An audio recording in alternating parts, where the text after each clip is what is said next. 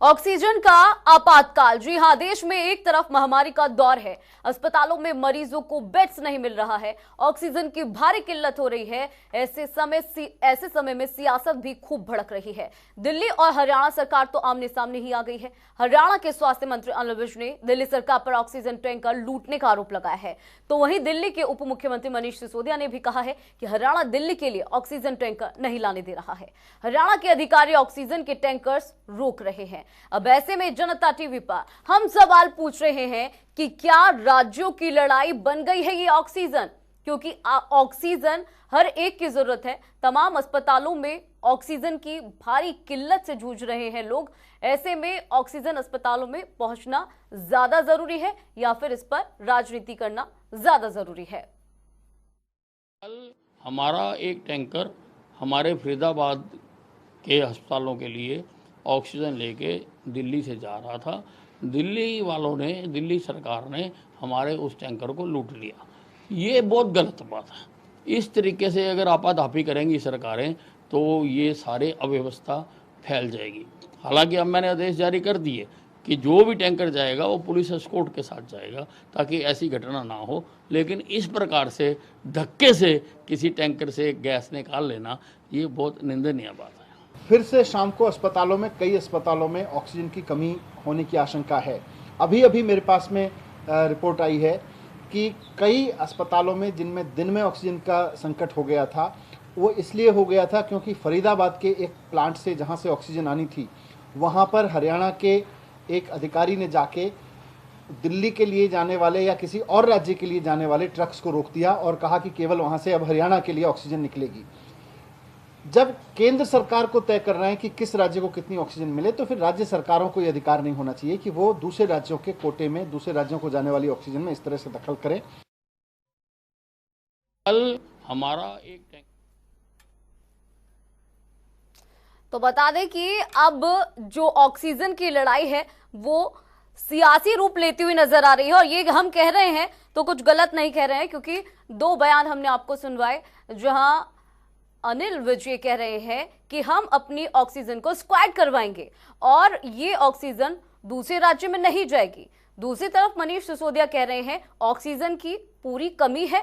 अब हमने केंद्र सरकार से गुहार लगाई है, केंद्र सरकार को ये डिसाइड करना है कि वो ऑक्सीजन कहां भेजती है, ये राज्य सरकारों का काम नहीं है।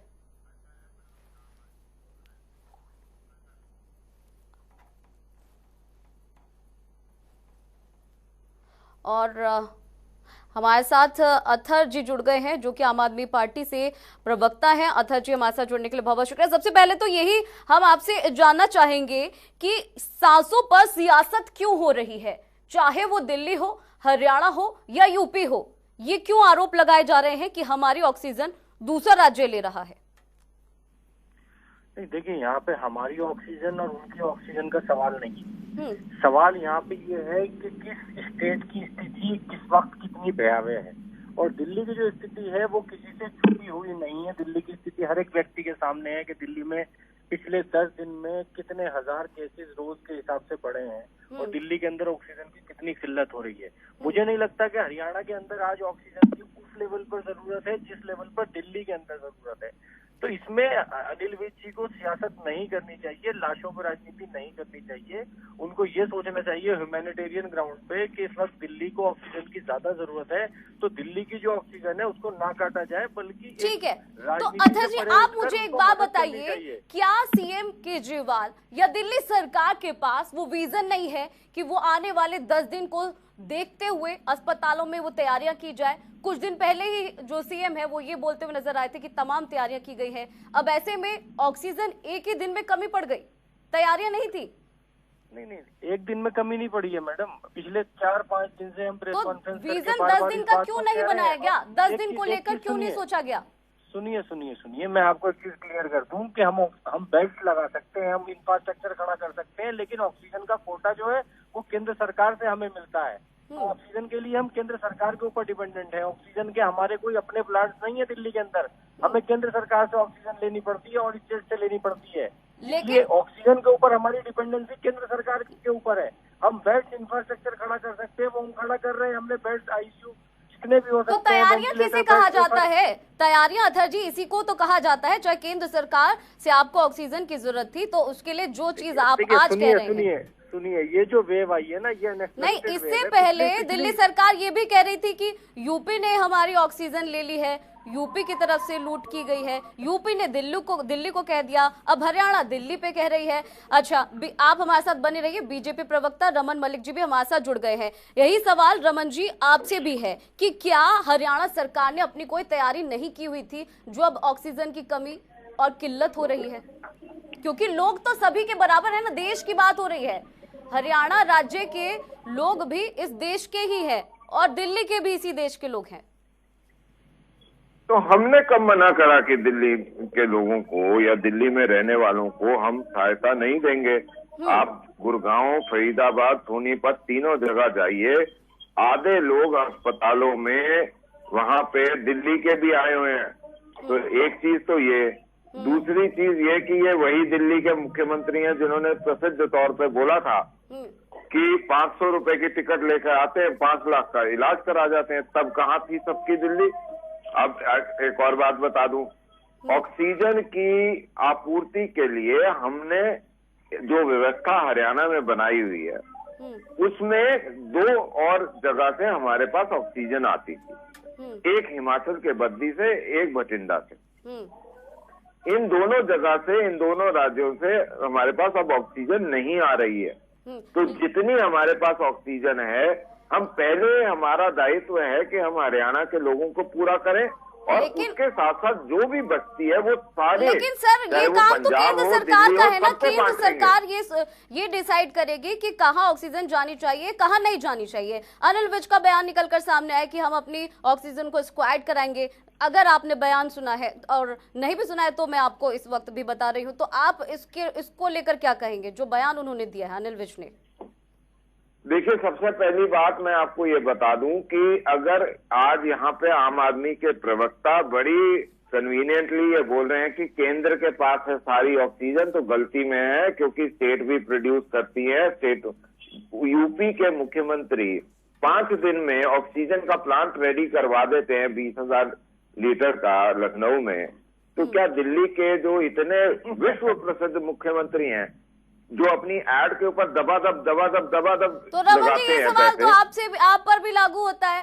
प्लांट अगर इतना आसान है लगाना तो हरियाणा भी लगा सकती है। हालांकि आपने मुझे जानकारी दी तो मैं भी आपको बता देती हूँ कि भारत जो है वो ऑक्सीजन के निर्माण में टॉप देशों में आता है। अथर जी, जो रमन जी कह रहे हैं उसको लेकर आप क्या कहेंगे? अरे रमन जी, यहाँ पर सिर्फ और सिर्फ सियासत कर रहे हैं, यूपी की ये बात कर रहे हैं। यूपी में जाके देखिए लखनऊ में क्या हालत है, लाशों को जलाने के लिए टोकन मिल रहे हैं। मैं यहाँ पे आरोप प्रत्यारोप की राजनीति नहीं करना चाहता हूँ कि किस स्टेट में क्या हो रहा है। यहाँ पे हम सबको मिलके साथ चलने की और इस महामारी से लड़ने की जरूरत है। इसमें ये मत बताइए कि केजरीवाल क्या कर रहे थे, ये क्या कर रहे थे। ये एड की बात कर रहे हैं, आपकी पार्टी से ज्यादा एड तो कोई भी नहीं करता दुनिया में। आप अपना बजट देखिए केंद्र सरकार का एड का कितना है। तो यहाँ पे आप इस वक्त ये देखिए कि कैसे लोगों की जान बचाई जा सकती है। इस पे छोटी राजनीति कि इसने ये किया, इसने वो किया, इस चक्कर में मत पड़िए। हम खुले हाथों से आपसे मदद मांग रहे हैं। आप एलजी के थ्रू दिल्ली को चलाना चाहते हैं, आप अब ये कानून लेके आए, उसमें आपने दिल्ली सरकार की ताकतों को। मेरे को ये बताइए, नहीं, कल रात को जो हरियाणा का ट्रक लूटा दिल्ली सरकार के लोगों ने, वो क्यों लूटा? जब आपका दिल्ली में हरियाणा का पानीपत से फरीदाबाद जा रहा था, आपकी सरकार के लोगों ने लूटा, क्यों लूटा? आरोप प्रत्यारोप तो आप दोनों ही कर रहे हैं। मोदी जी भी कह रहे हैं कि राजनीति मत कीजिए, मिलकर काम कीजिए। आपने लूटा है साहब। अरे ये लोगों को ऑक्सीजन नहीं मिल रहा है, यहाँ कर रहे हैं राजनीति बैठ तो आप क्यों लूट रहे हो? फरीदाबाद में लोग नहीं है क्या? जब वो फरीदाबाद के लिए जा रहा था, दिल्ली में से पार कर रहा था, क्यों आपने खींचतान करके लिया? मुख्यमंत्री वहाँ दवाइयाँ जो है वो चोरों के साथ मिलकर रख रहा है FIR। फरीदाबाद में लोग क्या इंसान नहीं है क्या? महाराष्ट्र के देवेंद्र फडणवीस के ऊपर FIR। फरीदाबाद के लोग इंसान नहीं है। आप उनके लिए जो ऑक्सीजन जा रही है वो लूट लोगे। के साथ वहाँ पे ब्लैक मार्केटिंग कर रहे हैं। शर्म करिए आप, लाशों पर। कौन ब्लैक मार्केट कर रहा है? वो तो महाराष्ट्र के लिए देवेंद्र फडणवीस के खिलाफ जाके देखिए महाराष्ट्र में। अरे महाराष्ट्र में आप जाके देखो ना, वो तो वहाँ के लोगों के लिए लेकर आए जो मुख्यमंत्री होते हुए वो देवेंद्र फडणवीस वो लीडर ऑफ ऑपोजिशन होते करके दिखाया। होके थाने में छुटाने जा रहे हैं दवाइयों के दलालों को, शर्म आनी चाहिए उनको। देखिए सर, सवाल कुछ और है और आप आरोप प्रत्यारोप अभी भी कर रहे हैं। वो महाराष्ट्र के लोगों के लिए दवाइयां लेकर आया था, ऐसा नहीं है कि वो कोई ब्लैक मार्केट हो रही थी। वो तो उल्टे बीजेपी के जो पूर्व मुख्यमंत्री थे वो महाराष्ट्र के लोगों के लिए 5,000 लेकर आए हैं। कोई इसमें पाप कर दिया क्या?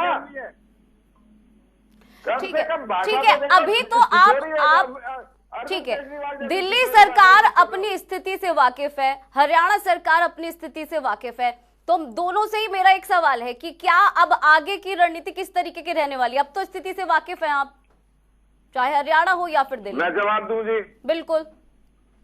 देखिए, 500 अस्पताल, 500 बेड के 2 अस्पताल, एक पानीपत और एक हिसार, जहां पे ऑक्सीजन की फैसिलिटी भी है, जहां ऑक्सीजन का निर्माण होता है उसी डिस्ट्रिक्ट में, वहां पे हम खोल रहे हैं डीआरडीओ और वेस्टर्न कमांड के साथ मिलके, ताकि ना ऑक्सीजन की आवाजाही के लिए रुकना पड़े ना कुछ हो, और लोगों को एक जगह बैठ के ध्यान से देखा जा सके। एक चीज। दूसरी चीज, हर डीसी अपने हिसाब से कोशिश करके मैनेजमेंट कर रहा है। गुड़गांव में देखोगे हमने पारदर्शी तरीके से ऑनलाइन सिस्टम कर दिया हुआ है, सारी अवेलेबिलिटी और सारा कुछ।